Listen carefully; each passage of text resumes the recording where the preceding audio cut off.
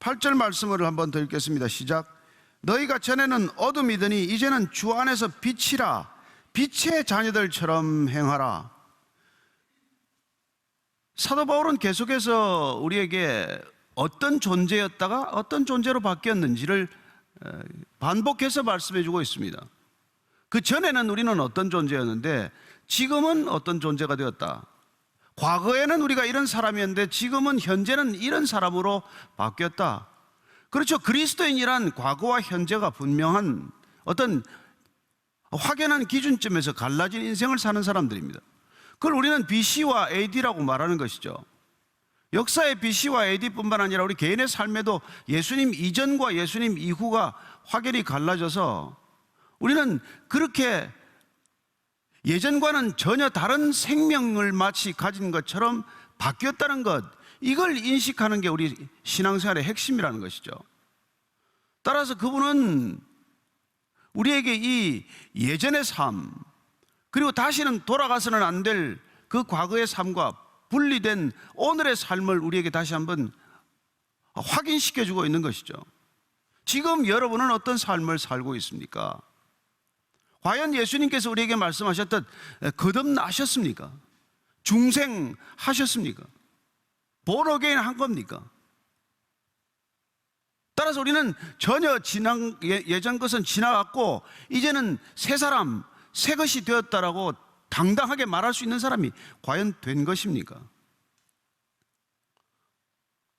우리는 더 이상 썩어져가는 구습을 쫓아가는 사람이 아니라 날마다 의와 진리 안에서 새롭게 빚어져가는 그런 삶을 살고 있는 것입니까? 그걸 사도 바울은 우리에게 묻고 있는 것이죠. 오늘 그는 우리에게 다시 한번 과거와 오늘 새롭게 변화된 우리의 모습을 단 두 단어로 우리에게 각인시키고 있어요. 머리에 깊이 각인하라는 것입니다. 너희들이 전에는 어둠이었는데 지금은 빛이라고 말하고 있는 것입니다. 여러분, 어둠과 빛처럼 확연하게 구별되고 확연하게 대비되는 개념이 어디 있어요?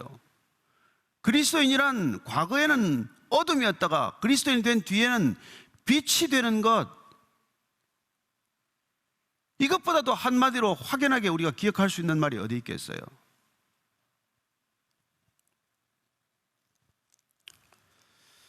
저와 여러분들이 더 이상 어둠이 아니라는 것, 우리는 이제 빛과 같은 존재가 아니라 우리가 빛이라는 것, 이 개념을 잊어서는 안 된다는 것이죠. 아니 그러면 지금 여러분이나 저가 사람들이 보기에도 그렇게 빛이냐? 그렇게 당당하게 말할 수 있냐? 서로 우리가 그렇게 말할 수 없다고 하더라도 우리가 기억해야 할 것은 우리가 그런 존재라고 하는 사실은 기억해야 한다는 것입니다. 내가 안 되기 때문에 이 개념조차도 우리 머릿속에서 혼미해져 버리면 우리는 구원받은 백성으로 이 세상 속에서 살아가는 의미를 잃어버리게 돼요. 따라서 저와 여러분이 날로 넘어질 때도 있고 실수할 때도 있지만 우리는 과거에는 어둠이었지만 지금은 빛이다 하는 이 생각을 놓쳐서는 안 된다는 것이죠. 예수님께서 오셔서 계속 이 빛에 관한 얘기를 말씀해 주셨습니다. 로마서 1장 21절 말씀 가운데 그러면 세상이 어둠 가운데 있으면 어떻게 되느냐? 이 빛 가운데로 우리가 인도받지 못하면, 빛을 깨닫지 못하면, 로마서 1장 21절 말씀에 이렇게 말합니다. 하나님을 알되 하나님을 영화롭게도 아니하며 감사하지도 아니하고 오히려 그 생각이 허망하여지며 미련한 마음이 어두워졌나니, 우리가 빛 가운데로 걸어가지 않으면 생기는 결과, 어둠의 일 가운데 우리가 빠져 있으면 어떤 일이 생긴다고요? 감사하지도 않을 뿐만 아니라 생각이 허망하여지고 미련한 마음이 어두워진다고 말합니다. 우리는 주님을 우리가 만나지 않고 주님을 거부하게 되면 우리의 생각이 점점 허망해진다는 거예요. 마음이 점점 어두워진다는 것입니다. 이 세상이 이렇게 지금 어두워지고 있는 이유예요. 우리는 이 세상이 밝다고 생각을 하십니까? 우리는 중세만 암흑시대고 지금은 광명시대라고 생각하십니까? 아니, 중세만 암흑기고 그 전 중세 이전은 광명기고 중세 이후는 또 다른 광명기입니까? 아니요, 주님을 거부한 모든 시대는 암흑기나 마찬가지예요. 이 세상이 주님을 배척하고 하나님을 거부했을 때 생기는 결과는 어둠에서 빠져나올 길이 없는 그런 짙은 어둠의 방황이라는 것입니다. 따라서 그들은 어둠 속에서 빛을 더듬어가는 존재가 아니라 아직 어둠 속에 잠겨있는 존재나 마찬가지라는 것이죠. 우리가 정말 이 예수님을 믿지 않는 이 안타까운 시대를 향해서 점점 기독교에서 더욱더 적대적이고 반발하고 있는 이 시대를 향해서 우리는 이 시대에 어떻게 우리 도대체 믿음을 지켜야 하며 어떻게 우리는 정말 잘 살아야 하느냐는 것입니다. 지금 바울은 그 얘기를 하고 있는 거예요. 그때나 지금이나 세상의 본질은 다름이 없고 그때나 지금이나 세상의 어둠이라고 하는 이 본질에서 벗어나 본 적이 없기 때문에 믿음을 가진 사람들은 이 어둠의 시대를 어떻게 밝게 비추면서 살아갈 것이냐, 그 얘기를 하고 있는 것이죠.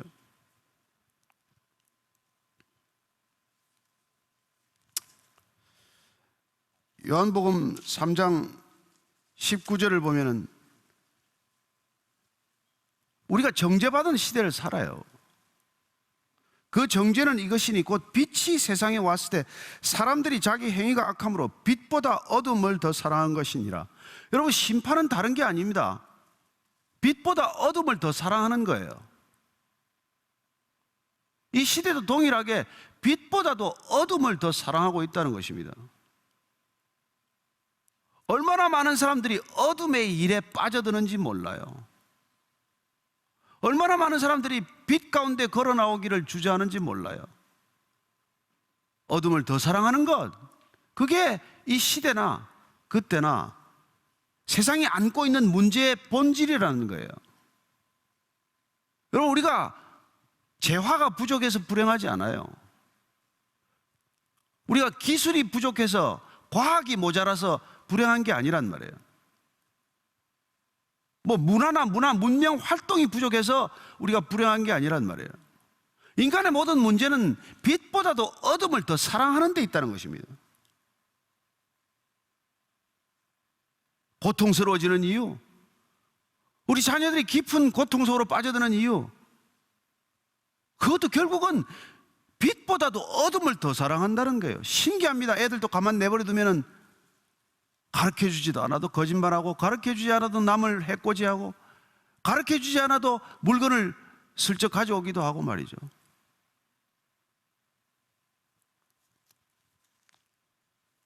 더 배운다고요? 더 배우면, 더 교육시키면, 더 학력을 높이면, 더 IQ를 높이면 그러면 나아진다고 생각을 했죠. 아니요, 그렇지 않습니다. 빛보다 어둠을 더 사랑하는 사람들은 무슨 일을 하든지, 무슨 수단이 주어지든지, 무슨 능력이 갖춰지든지 그들은 더 짙은 어둠으로 달려갈 뿐이에요.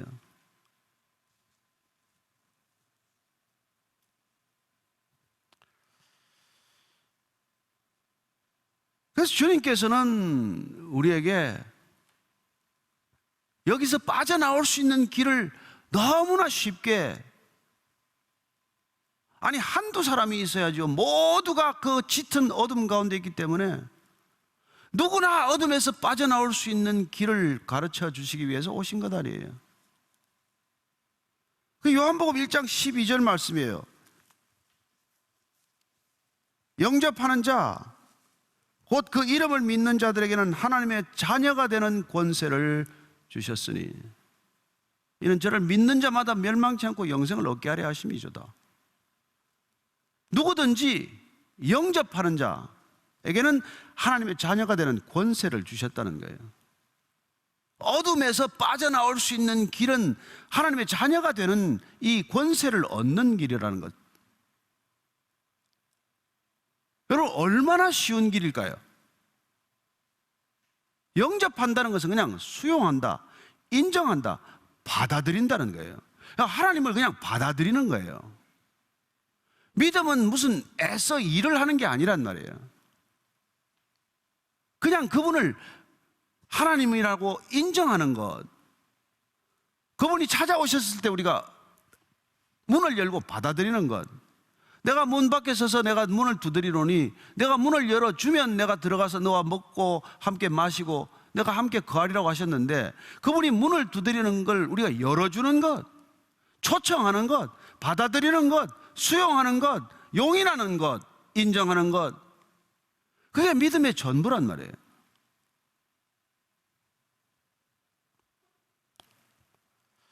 그런 권세, 하나님의 자녀가 되는 그런 놀라운 권세가 우리에게 주어지면 우리는 그때 무슨 일을 많이 해서가 아니라 열매를 맺는 삶이 시작이 된다는 것입니다. 신앙은 열매 맺는 삶이에요. 어떤 열매가 맺힐까요? 9절 말씀, 9절 10절 말씀 같이 읽습니다. 시작. 빛의 열매는 모든 착함과 의로움과 진실함에 있느니라. 주를 기쁘시게 할 것이 무엇인가 시험하여 보라. 여러분, 빛의 자녀가 되면, 빛의 자녀가 되는 권세를 우리에게 모두 주시겠다고 약속하신 그 권세를 우리가 얻게 되면 이제는 빛의 열매가 맺게 된단 말이에요.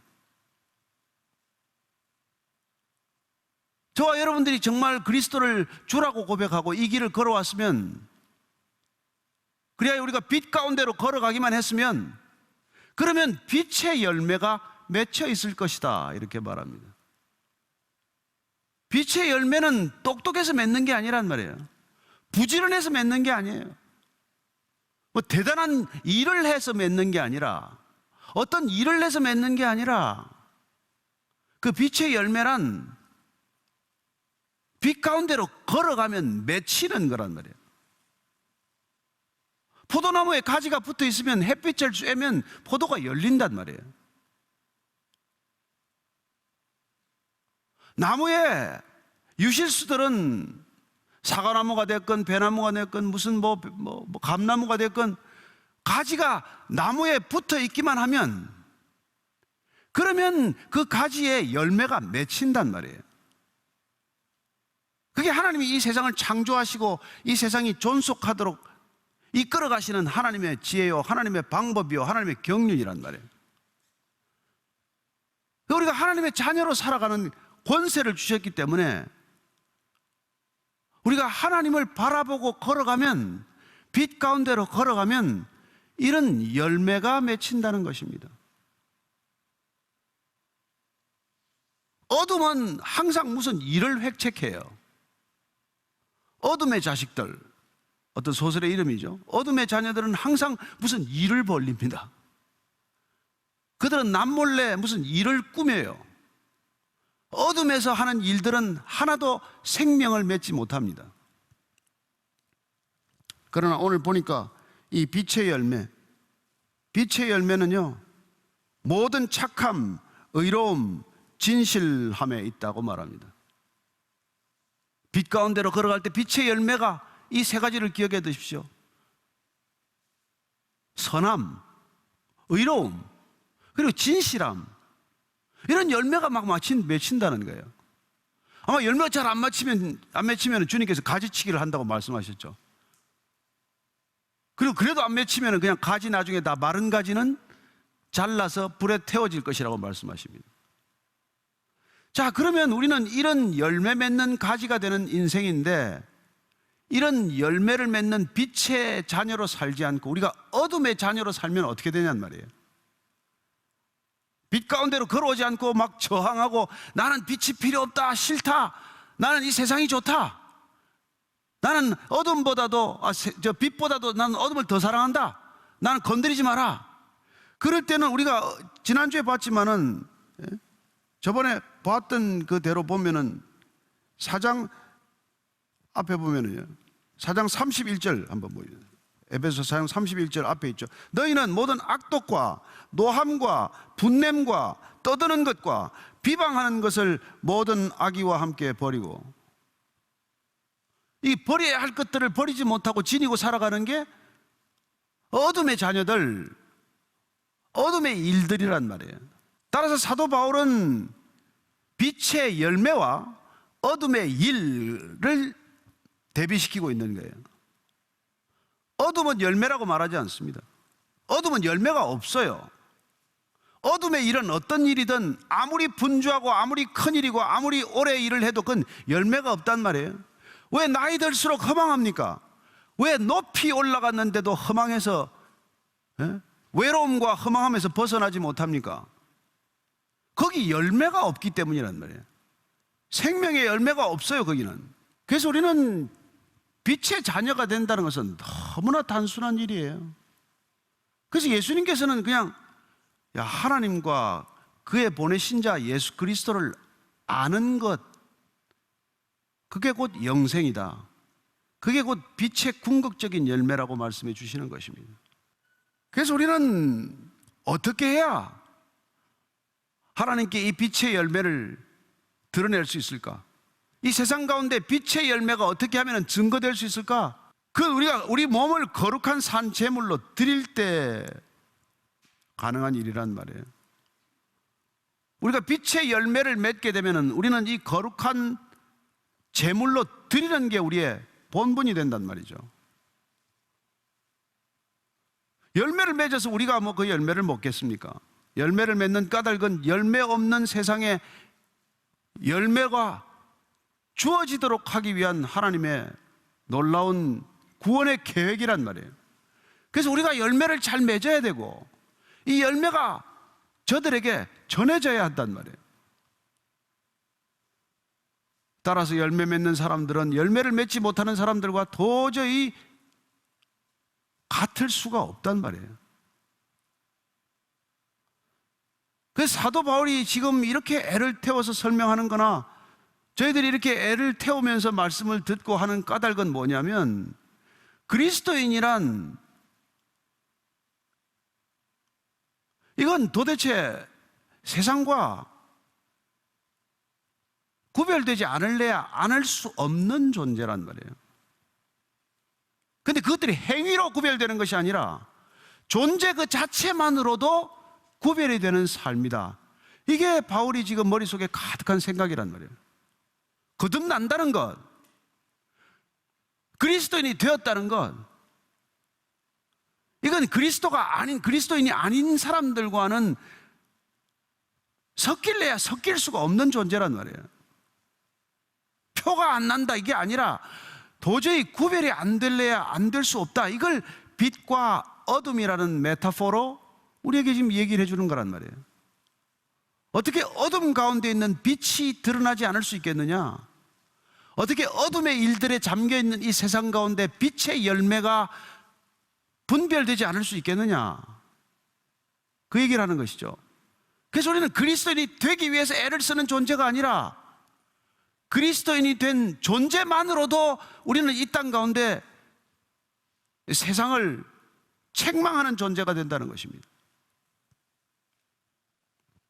그게 11절 12절 말씀이에요. 같이 읽습니다. 시작. 너희는 열매 없는 어둠의 일에 참여하지 말고 도리어 책망하라. 그들이 은밀히 행하는 것들은 말하기도 부끄러운 것들이라. 우리가 결코 함께 해서는 안 될 일들이 바로 이 어둠에 속한 일들, 어둠의 일들을 해서는 안 된단 말이에요. 그건 다가갈 수도 없어요. 할래야 해지지도 않아요. 저와 여러분들이 선함과 의로움과 진실함의 열매가 우리 안에 가득 맺히면 우리는 거짓말하려고 입을 열었는데 거짓말이 안 돼야 된단 말이에요.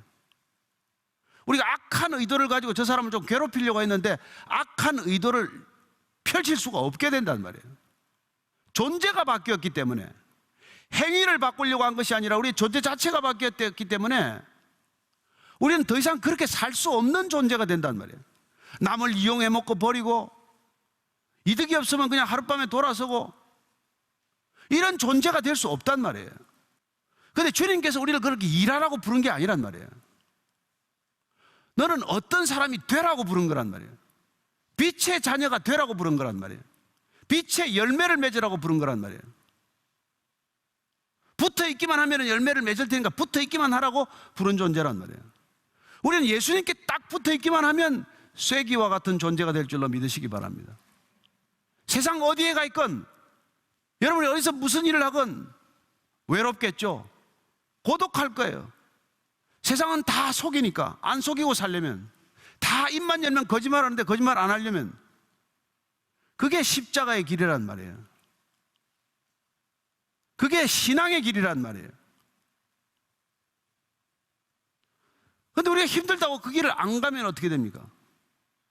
세상에 아무 일도 안 일어나는 것이죠. 세상은 파멸로 치닫겠죠. 세상은 멸망을 위해 줄다름치겠죠.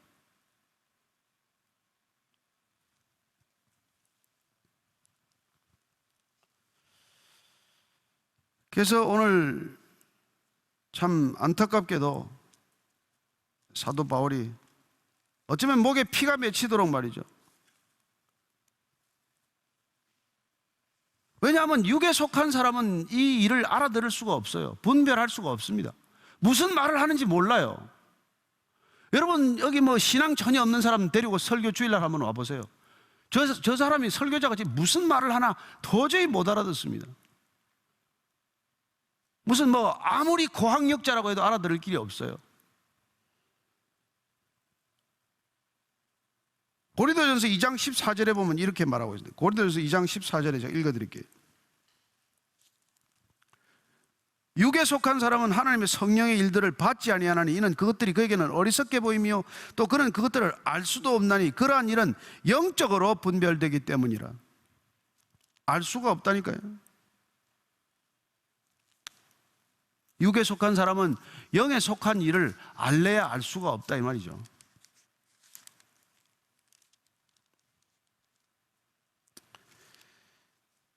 오늘 저와 여러분들이 열매 없는 일들에 참여하지 말라. 육의 일들에 그렇게 너무 열심을 내지 말라는 거예요.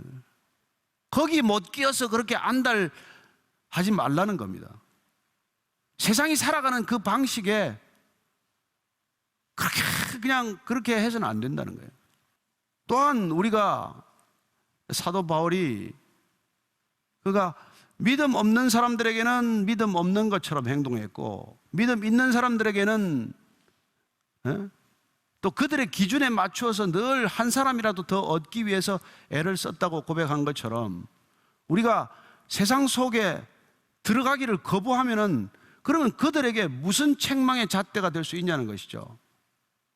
따라서 우리는 세상 가운데 들어가서 어둠의 자녀들과 함께 살아가겠지만 어둠의 일들에는 참여하지 말라.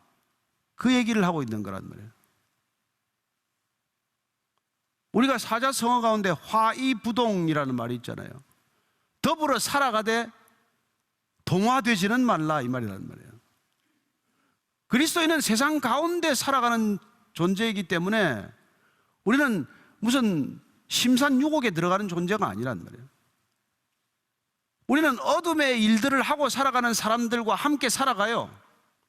어둠의 일들에 깊이 빠져가는 사람들과 같이 살겠지만 그러나 우리는 그 일에 참여하지 않는단 말이에요. 그리고 그들을 그 어둠의 일로부터 불러내는 것, 그들을 어둠에서 기이한 빛으로 인도하는 것, 여기에 우리의 생명을 거는 존재라는 것입니다. 따라서 오늘 13절 14절 이렇게 결론 짓습니다. 그러나 책망을 받는 모든 것은 빛으로 말미암아 드러나나니 드러나는 것마다 빛이니라. 그러므로 이르시기를 잠자는 자여 깨어서 죽은 자들 가운데서 일어나라. 그리스도께서 너에게 비추이시리라 하셨느니라. 이 끝에 말은 그 당시에 불렸던 찬송이라고 추측하고 있습니다. 어쨌건 우리가 책망하는 자로 설 때 빛이 그곳에 임해서 어둠이 물러가게 되는 일들이 일어날 줄로 믿으시기 바랍니다. 저와 여러분들이 빛 가운데로 걸어가는 삶의 태도와 결정, 그리고 빛 가운데 살아감으로써 얻는 열매, 그 빛의 열매로 인해서 이 세상은 다시 한번 어둠을 벗어나서 빛 가운데로 걸어 나오는 일이 있을 줄로 믿으시기 바랍니다. 우리에게 주어진 소명은 우리의 빛의 자녀된 존재를 드러내는 것이요, 빛의 자녀로서 날마다 맺고 있는 그 열매를 우리가 판단의 기준으로, 책망의 기준으로 이 세상에 드러내는 것만으로 족하다는 것입니다. 우리가 말씀대로 사는 것, 우리가 기도한 대로 사는 것, 그 사는 것이야말로 이 시대가 가장 필요로 하는, 이 시대가 목말라 하는 것이라는 것을 기억하는 한 주간이 되기를 축복합니다.